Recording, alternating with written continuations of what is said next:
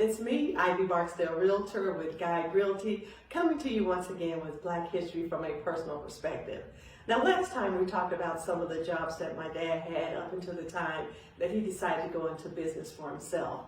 Well, in 1969, he had an opportunity to work for the Model Cities program, and this was a federal program that was focused on urban renewal.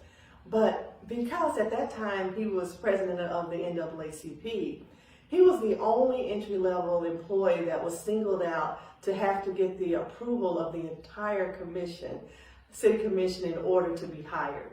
So he worked hard in his position at Model City. And while he was working at Model Cities, he also maintained his insurance company. And oh, by the way, he had gotten his license as a broker and worked as an affiliate broker with Carver Investments. So he worked in a real estate company as well. And he would work on his lunch hour, he would work his evenings and weekends as an entrepreneur, and his daytimes with Model Cities. And while he was putting together the proposal for the model neighborhood, he worked on including a HUD mandate at that time for open housing. And that meant a person's background cannot restrict where they live. That's something that we kind of know now as fair housing. But he was instrumental in submitting a model open housing ordinance for the model neighborhood. But the federal government, HUD, had said that it had to cover the entire city. And the mayor was okay with it as long as it was just one neighborhood. But when it had to do with the entire city, then there was a fight that ensued. And the mayor was really fighting to keep the ordinance from passing. So out of all of this, they formed a nonprofit housing corporation. And this nonprofit housing corporation would assist builders in converting abandoned properties into productive use for community redevelopment.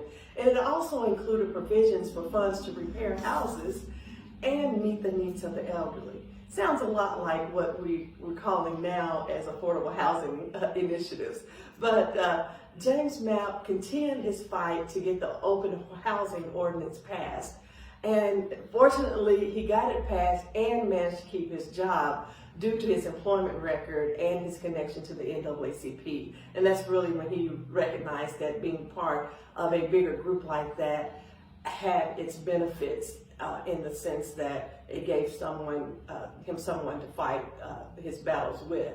And so then the city ended up combining the Model Cities program with the Community Action Program.